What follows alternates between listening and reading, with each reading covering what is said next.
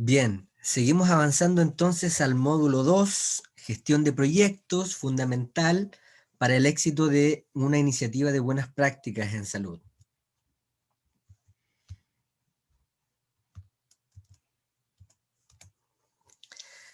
La gestión de proyectos es un conjunto de metodologías para planificar y dirigir los procesos de un proyecto. Cuando hablamos de planificar, son acciones que diseñamos para alcanzar un futuro deseado.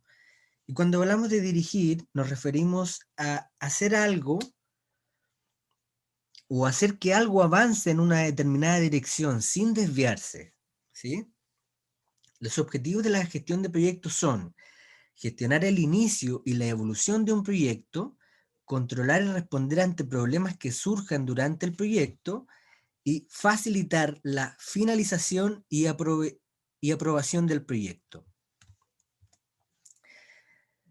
Esta es una frase de un especialista en project management o en gestión de proyectos y dice que las operaciones mantienen las luces encendidas. La estrategia proporciona una luz al final del túnel, pero la gestión del proyecto es el motor del tren que hace avanzar a la organización. Revisemos el ciclo de vida de un proyecto. Bien, todo proyecto parte por el proceso de planificación. ¿Y qué significa la planificación? La planificación considera la situación de partida, es el análisis del contexto, ¿no? Previo, es el diagnóstico de problemas, es la identificación de los grupos de interés, ¿sí? A continuación se definen los objetivos. Vamos a revisar también una metodología para definir y plantear correctamente objetivos. A continuación viene el alineamiento de los lineamientos metodológicos. Hay unas normativas, unos protocolos, hay unos formularios, hay unos lineamientos que respetar, ¿verdad? A continuación, hablamos del método de abordaje para la identificación de alternativas. Se definen prioridades, recursos, viabilidad, las métricas que vamos a usar, en fin. Luego se justifica la alternativa seleccionada, incluidos los resultados esperados. Bien. Luego se estima el valor añadido para el CESFAM, la comunidad y los actores claves. Como ya está definido cuáles son esos resultados, también podemos estimar cuál va a ser el valor que el proyecto de buena práctica va a, digamos, facilitar para el CESFAM, la comunidad y los actores claves. ¿Y cuál va a ser el valor añadido también para otros grupos de interés? Esto requiere una mirada en perspectiva, ¿no? Un pensamiento sistémico. También se definen en la etapa de planificación los mecanismos de comunicación y participación. Pasamos a la etapa del desarrollo y la ejecución del proyecto, ¿sí? En esta etapa se describe estructuradamente el desarrollo y la ejecución de la práctica. Implica precisar el cronograma de actividades, los procesos en los que se intervienen, los recursos incluidos, financieros, responsables, plazos, en fin. También es importante ir monitoreando los cambios sustantivos en el desarrollo del proyecto.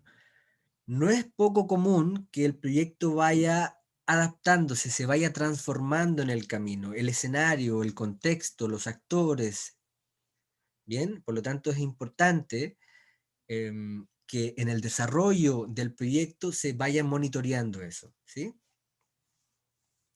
La medición de resultados. Es fundamental medir resultados en cualquier proyecto, ¿sí? Se puede hacer un levantamiento cuantitativo o cualitativo, ¿sí? Son dos metodologías que conversan, son compatibles.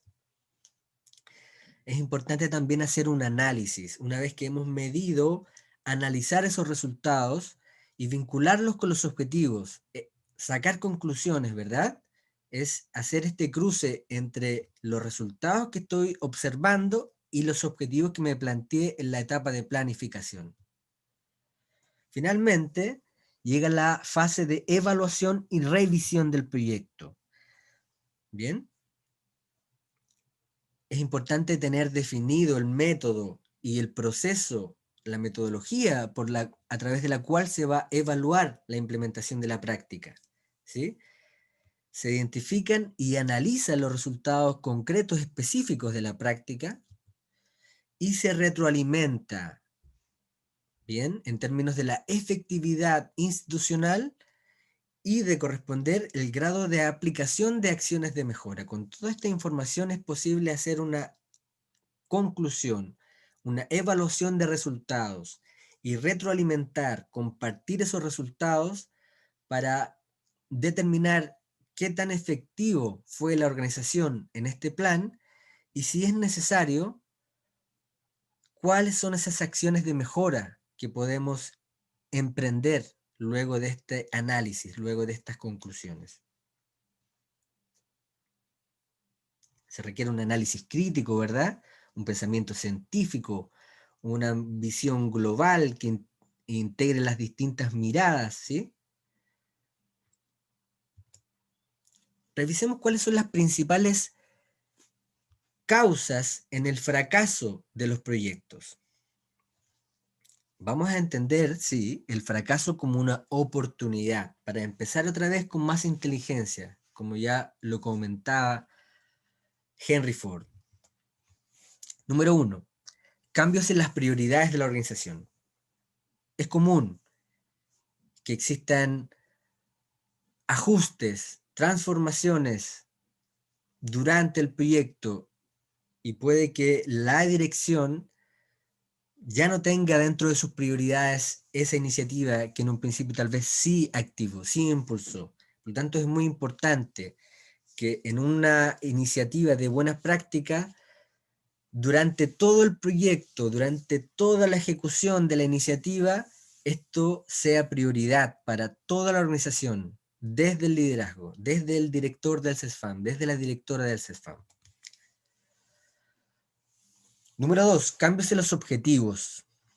Por eso es muy importante tener objetivos muy claros, muy definidos específicamente, reflexionar, detenerse, todo lo necesario para que los objetivos no cambien, que los objetivos desde un principio estén perfectamente planteados y sean comprendidos, compartidos y asimilados por todos los miembros de la organización.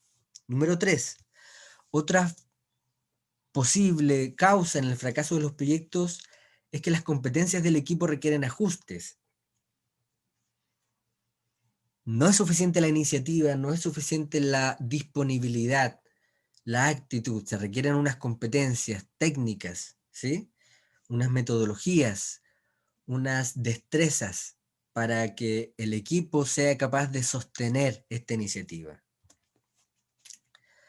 Otra posible causa en el fracaso de los proyectos es no definir riesgos ni oportunidades. Es importante hacer este análisis previo al comienzo del proyecto.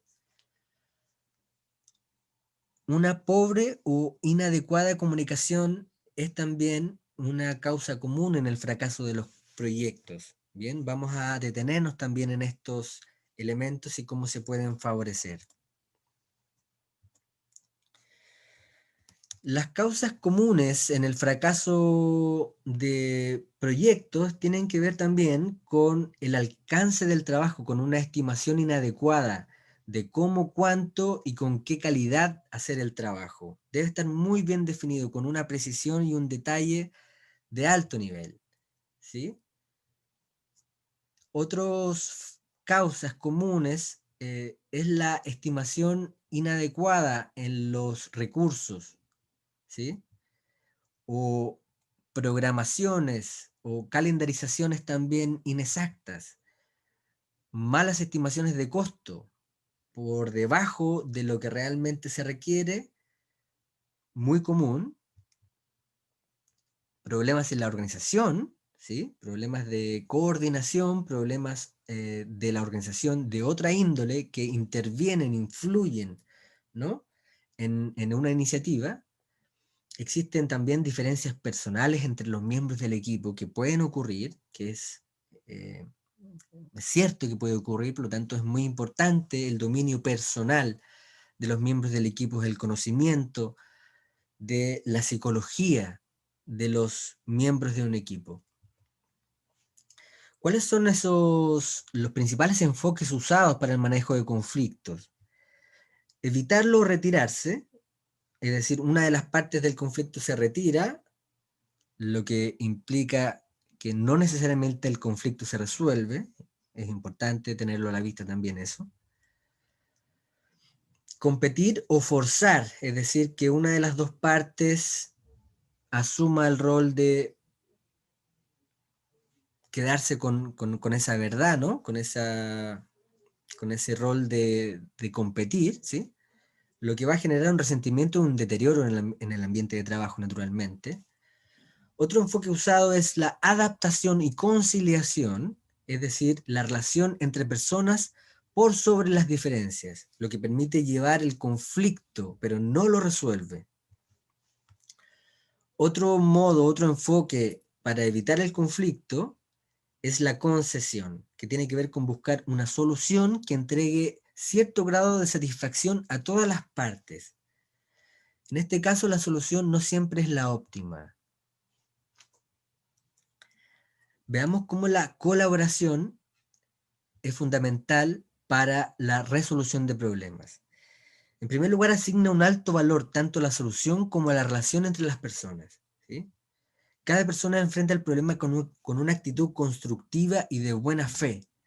El intercambio abierto acerca del conflicto y el análisis de las diferencias. Es importante transparentar, ponerlo sobre la mesa, ponerlo en palabras y verbalizar cuáles son esas inquietudes, esas diferencias, esas discrepancias.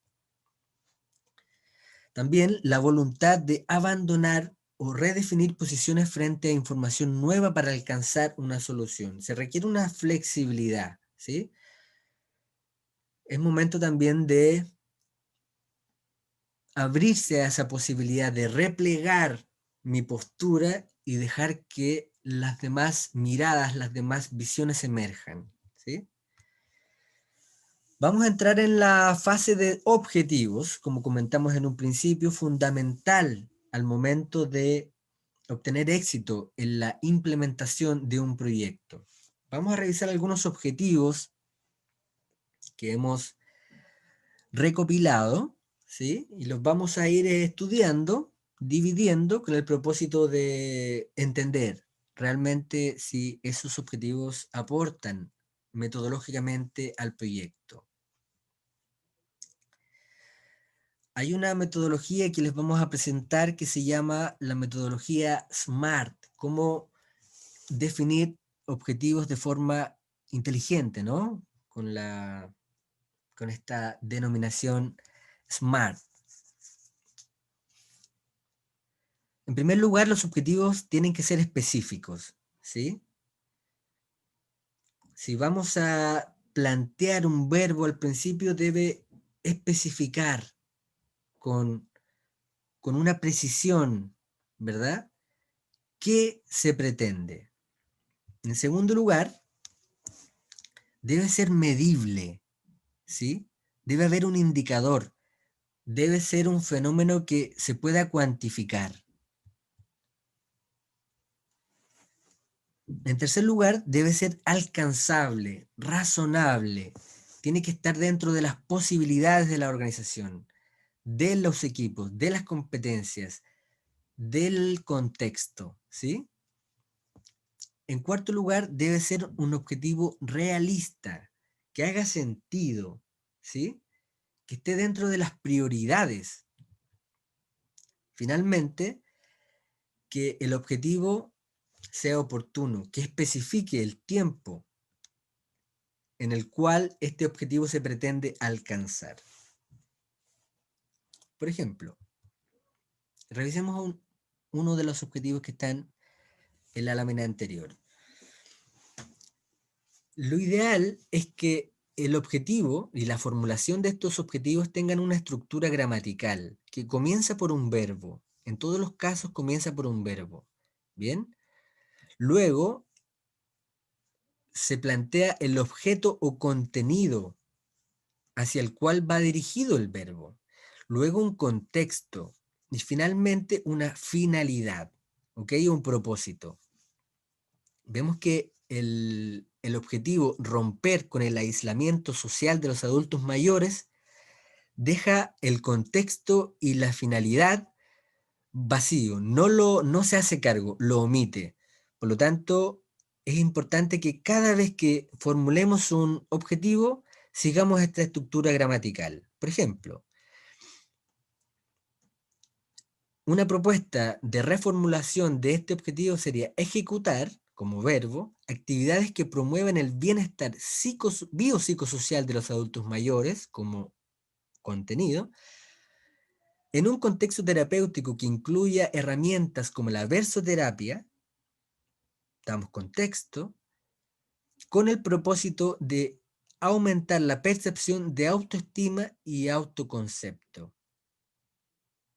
en términos de finalidad. Importante revisar cada objetivo de nuestros proyectos.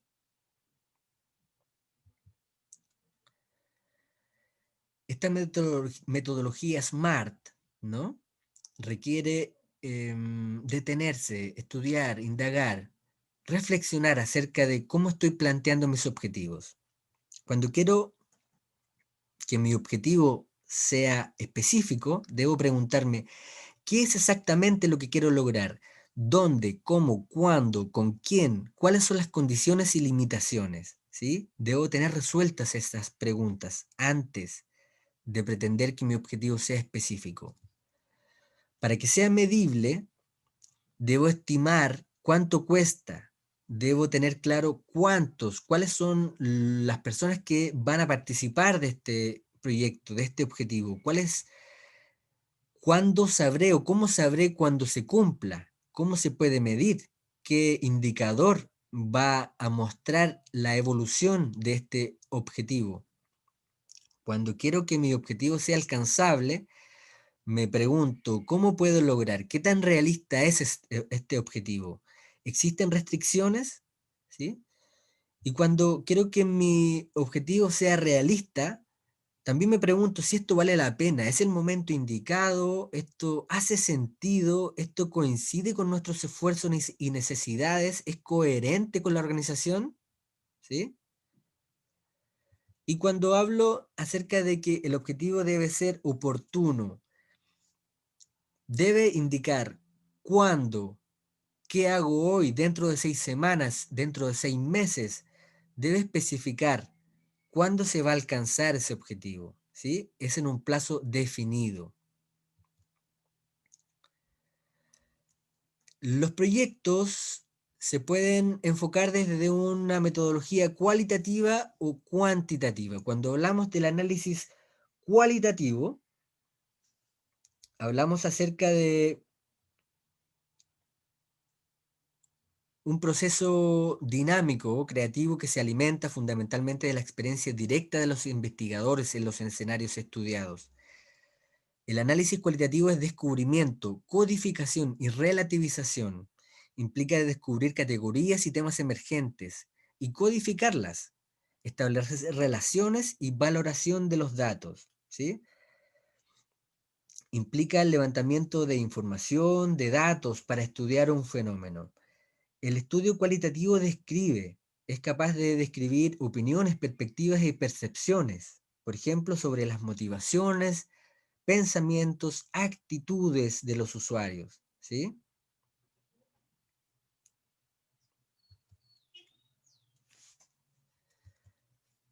Por ejemplo, lo interesante de los estudios cualitativos es que también se pueden transformar en medidas cuantitativas.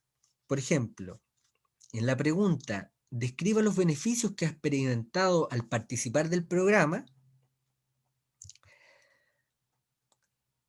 supongamos que se clasificaron 39 respuestas. Luego de un análisis del contenido de esas respuestas, se clasifican y se observa que 9 de las 39 respuestas tienen que ver con el mejoramiento de la vida social. 8 de las 39 respuestas tienen que ver con la creatividad. 7 de las 39 con una esperanza de vida. 7 de las 39 con el aumento de la autoestima. 4 con el aumento de la alegría. Y 4 con el aumento de las funciones cognitivas. Bien, por lo tanto, en un levantamiento cualitativo es fundamental que luego se traduzca en un indicador cuantitativo. ¿Cómo se transforma esa opinión, esa motivación, ese pensamiento, esa actitud en un indicador cuantitativo? Para poder presentarlo, para poder estudiarlo, para poder compararlo y sacar conclusiones, ¿sí? Por ejemplo, el 77% de los participantes percibe una disminución del aislamiento social. El 98% de los participantes han descubierto y desarrollado potencialidades en el área artística y literaria. El 100% reconoce en la iniciativa un espacio de reflexión y expresión de sus vivencias y sentimientos. El 90% de ellos perciben una disminución en sus niveles de ansiedad y angustia. Entonces, como un dato cualitativo se traduce en un indicador cuantitativo fundamental para el momento de presentar, de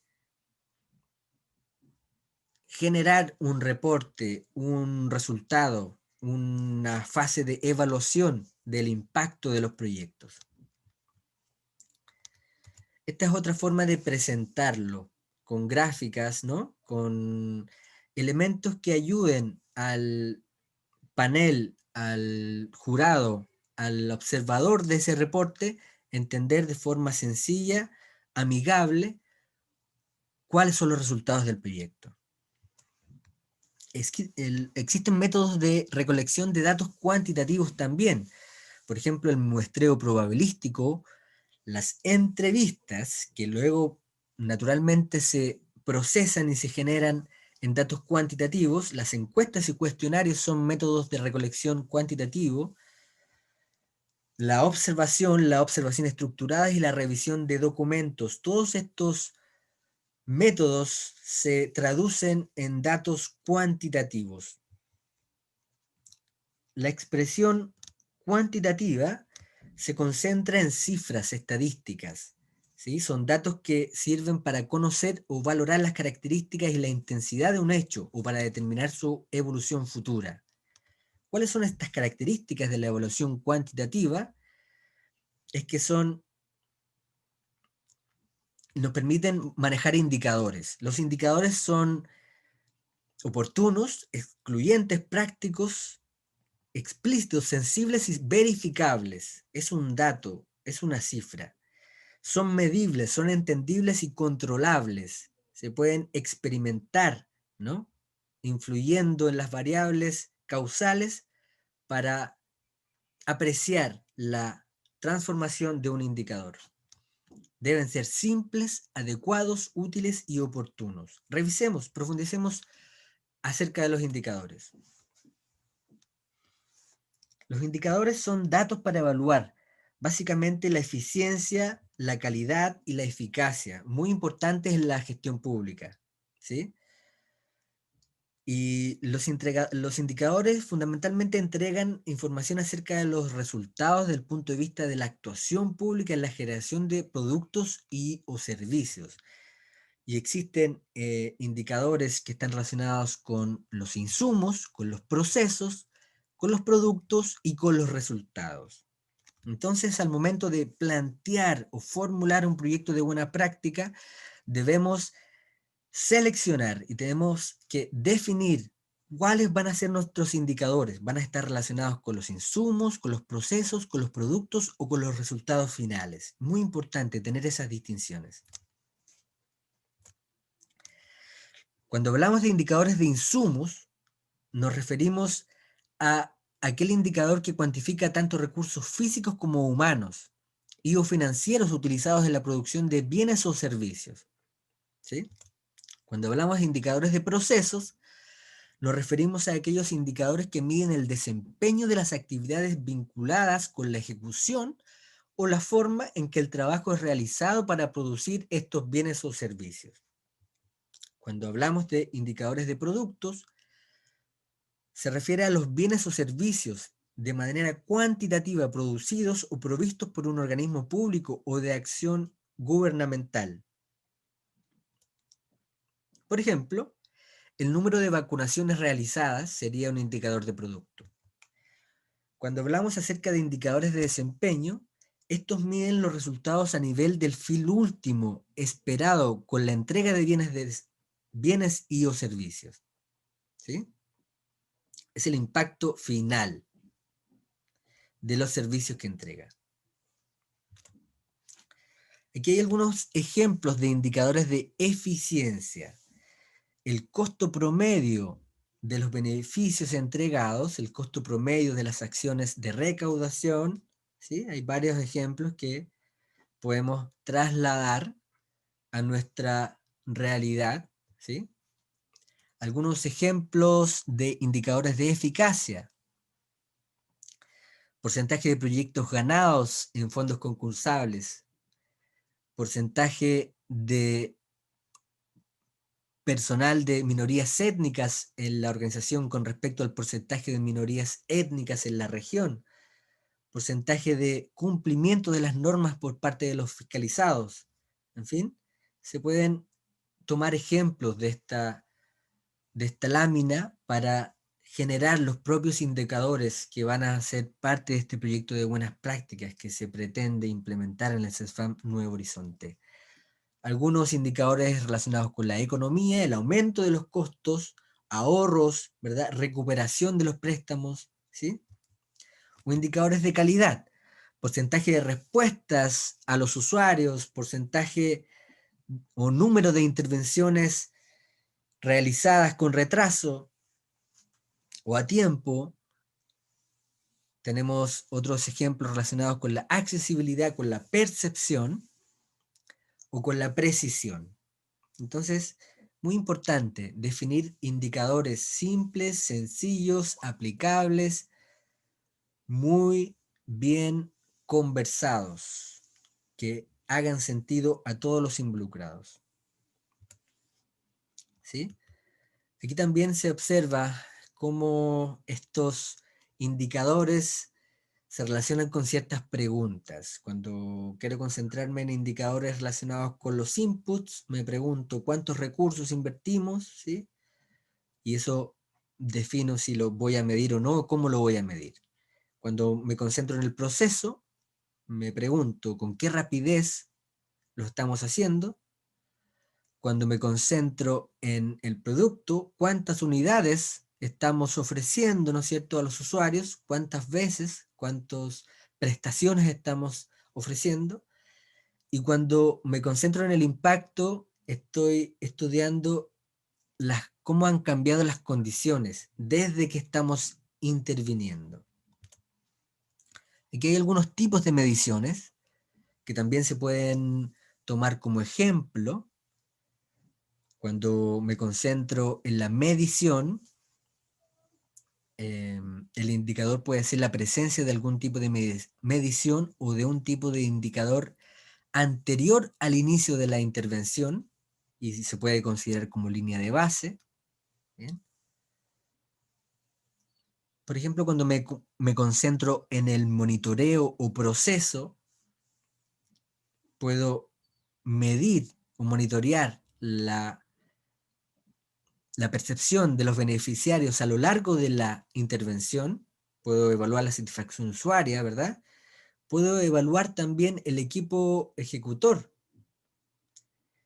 Y finalmente, si el equipo se quiere concentrar en el impacto, medir el impacto de la iniciativa, se concentra en algún criterio objetivable, externo a la marcha del proyecto, ¿sí?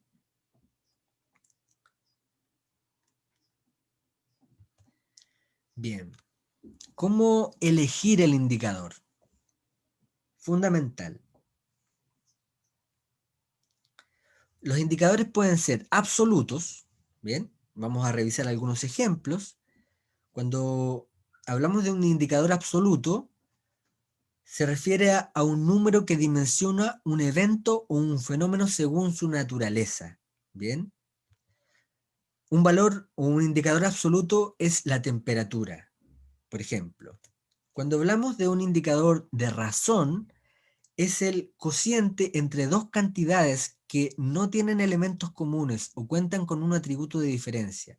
Dicho de otra manera, toma las unidades que cuentan con un atributo frente a aquellas que no lo tienen. Y este pasa a ser el denominador. Por ejemplo, hay 4 camas por 6 personas. Ese es un indicador de razón.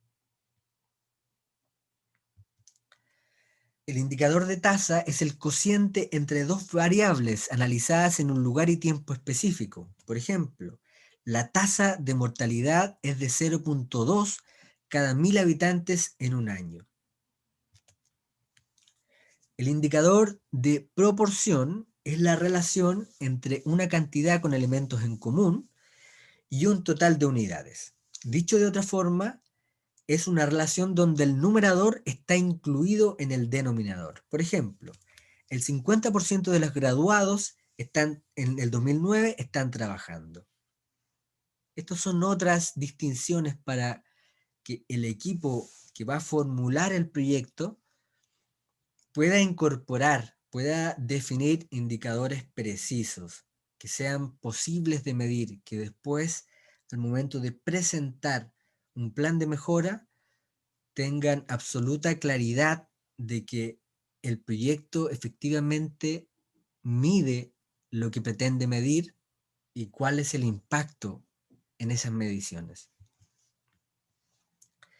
Otro tipo de indicador es el de variación, que fija dos elementos para establecer qué relación o qué variación existe entre uno y otro. Por ejemplo, las ventas aumentan o aumentaron 20% con respecto al año anterior. Aquí hay algunos criterios para definir, para elegir el indicador, ¿sí? Por ejemplo, en la pertinencia, el indicador el indicador expresa qué quiere medir de forma clara y precisa. Son preguntas que me puedo ir haciendo para verificar que el indicador está bien planteado. Otro criterio de selección es la funcionalidad. Y el equipo se pregunta, ¿el indicador es monitoreable? La disponibilidad también, otro criterio. ¿La información del indicador está disponible? Otro criterio de selección es la confiabilidad. ¿De dónde provienen estos datos que estamos levantando? Y finalmente la utilidad. ¿El indicador es relevante con lo que se quiere medir? ¿Puedo comparar los indicadores con mis objetivos? ¿Compararlo con la fundamentación del proyecto? ¿Compararlo con la metodología, con las normativas, con los lineamientos, ¿no es cierto?, del MinSal para la formulación de un proyecto de buenas prácticas? En fin.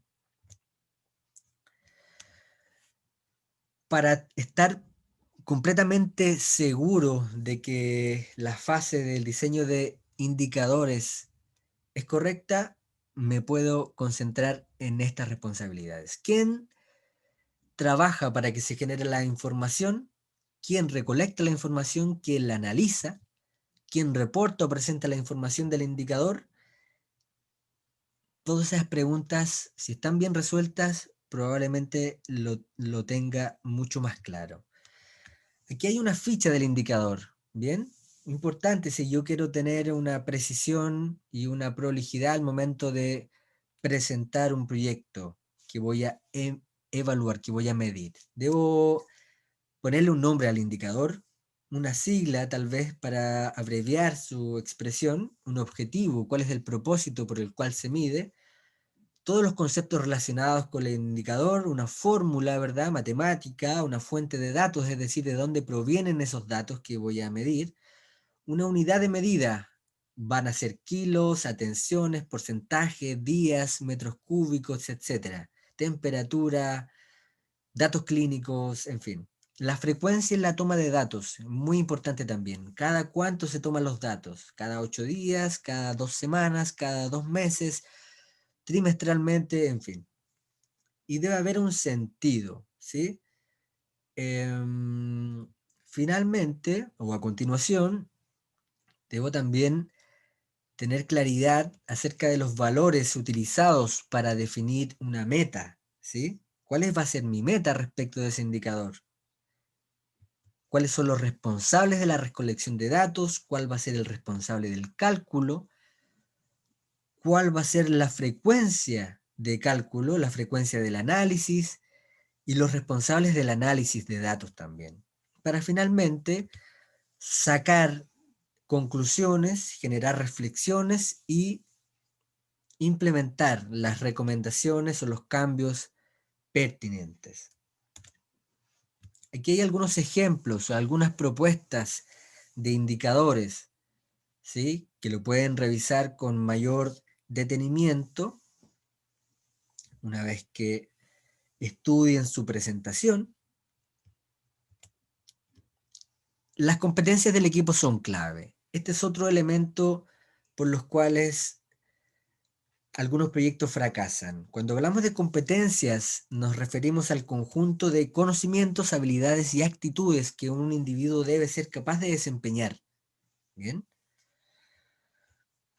Y cuando nos referimos a los conocimientos, hablamos de un saber, ¿sí? Es la simple adquisición de terminología, hasta los conocimientos complejos que permiten realizar mejor una función. Por ejemplo, describe las distintas etapas del proyecto de acuerdo a la metodología definida en las bases. Se puede desarrollar con contenidos tales como objetos, hechos, conceptos e ideas, principios, leyes y teorías. Se relaciona con una capacidad cognitiva. Puedo saber, memorizar muchas cosas, puedo saber muy bien cómo es un proyecto de buenas prácticas. Eso no significa que yo sea competente. Se está hablando acerca de un saber, de un conocimiento. La competencia es más que el conocimiento, es conocimiento, habilidad y actitud. Revisemos qué es una habilidad. Cuando hablamos de una habilidad, hablamos de un saber hacer. Responde a la adquisición de destrezas o habilidades relacionadas con las actividades de un proceso. Por ejemplo, elabora informes de gestión de acuerdo a los estándares definidos. Se puede desarrollar con contenidos tales como normas de acción, técnicas, manuales, procedimientos y criterios. No basta con saber y memorizar las distintas etapas de un proyecto de buenas prácticas. Se requiere una habilidad para hacerlo. Hay unas acciones que se van perfeccionando con la práctica a través del ensayo-error. Hacer un informe de gestión implica una habilidad. Ya tenemos dos dimensiones de la competencia, los conocimientos y las habilidades.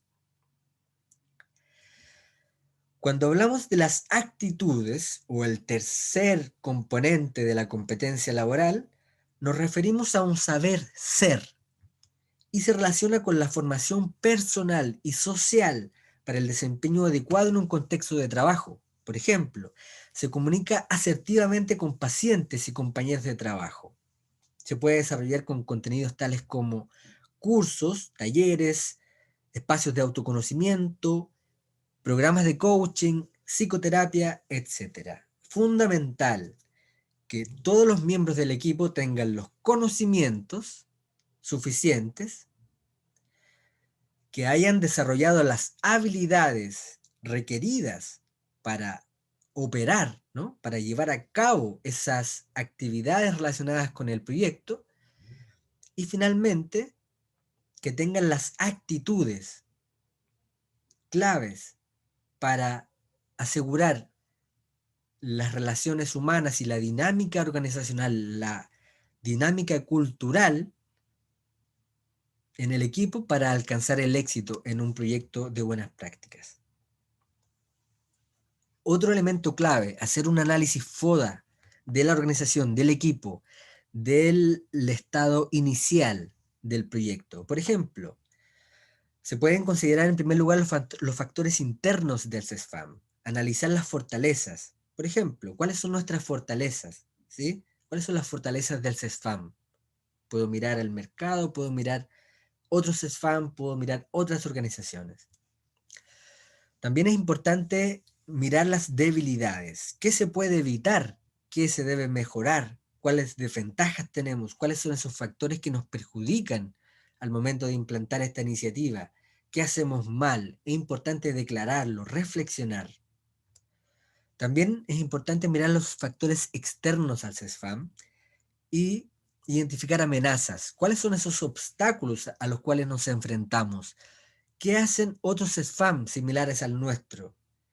¿Qué frenaría la actividad del CESFAM? Puedo indagar, puedo aproximarme a esas potenciales amenazas para prevenir y anticiparme. ¿Cuáles son esas oportunidades? ¿Qué circunstancias mejorarían la situación? ¿Qué podemos hacer? ¿Cuáles son las tendencias de otros CESFAM que pueden favorecernos? ¿O qué aliados podrían ayudarnos? ¿Cuáles son esas oportunidades que están a nuestro alrededor? Otro aspecto fundamental para la gestión de proyectos son las reuniones, ¿sí? Las reuniones para el CEFAM nos van a permitir formular y desplegar estrategias en un contexto participativo y así obtener soluciones innovadoras para un contexto cambiante, ¿sí? Para los equipos, las reuniones favorecen el entrenamiento de la competencia de trabajo en equipo, ¿sí? En entornos colaborativos, las reuniones son claves y facilitan la adquisición de ciertas destrezas para la comunicación en equipo. Se amplían las miradas, ¿verdad? Se gestiona el conocimiento, hay aportes de miradas, de comentarios, opiniones. Y para las personas, las reuniones es una oportunidad para expresar sentimientos y recibir apoyo de la organización. Y así se facilita el sentimiento de pertenencia. También es fundamental que la persona sepa con exactitud qué se espera en términos de desempeño, cuáles son esos obstáculos y las soluciones asociadas al trabajo de las personas, del equipo del proyecto de buenas prácticas, y cuáles son esas oportunidades para que emerja el talento, la creatividad, la cooperación y la confianza. Existen distintos tipos de reuniones y esto es fundamental. El líder, el gestor de un proyecto de buena práctica debe tener claro que existen diferentes tipos de reuniones y algunas reuniones tienen unos propósitos y algunas reuniones tienen otros propósitos. Esas reuniones deben ser diferentes porque persiguen propósitos diferentes. Por lo tanto, el estilo de reunión, la estructura de la reunión debe ser diferente. Revisémoslo. Existen reuniones de planificación, reuniones de control de gestión, reuniones de información o reuniones informativas, reuniones más bien participativas o de negociación y reuniones consultivas. ¿Bien? Ahora vamos a ver qué significa cada una, cuáles son esas diferencias. Las reuniones de planificación permiten evaluar resultados y o formular o discutir planes estratégicos, operativos o compromisos de desempeño, ¿sí? Son reuniones específicas de planificación. Cuando quiero tener una reunión de control de gestión, me voy a concentrar en monitorear sistemáticamente planes y actividades mensuales, semanales, diarias, compartir datos y resolver. Son específicas. Aquí ya no planifico, yo monitoreo sistemáticamente, ¿sí? Y resuelvo. Cuando son reuniones informativas, se da a conocer una información, una decisión. Son reuniones para dar instrucciones o informar acerca de un procedimiento o de un proyecto. Cuando quiero tener una reunión participativa o de negociación, el propósito es analizar o resolver un asunto. Se acuerdan responsabilidades, se fijan o modifican estándares y se negocian plazos. Se puede analizar un tema de interés para llegar a conclusiones aceptadas por todos. Es importante la participación. Ese es el foco de esta reunión, la participación. ¿Sí? No voy a controlar la gestión ni a planificar en una reunión de participación. Cuando quiero tener una reunión consultiva, voy a diagnosticar un problema, voy a conocer las reacciones ante un cambio, voy a escuchar sugerencias y voy a incorporar alternativas de solución. Sirven para recabar posiciones ante un conflicto, ante un fenómeno, una dinámica. Sirven para analizar opciones. Cuando un equipo de un proyecto de buenas prácticas es capaz de tener reuniones específicas para un propósito determinado, es muy probable que aumente su eficacia. Revisemos algunas otras causas en el fallo de los proyectos. Para tener en cuenta como equipo es fundamental al momento de iniciar un proyecto de buena práctica. Número 1, planificaciones no ajustadas a la realidad. Muy común, suele ocurrir.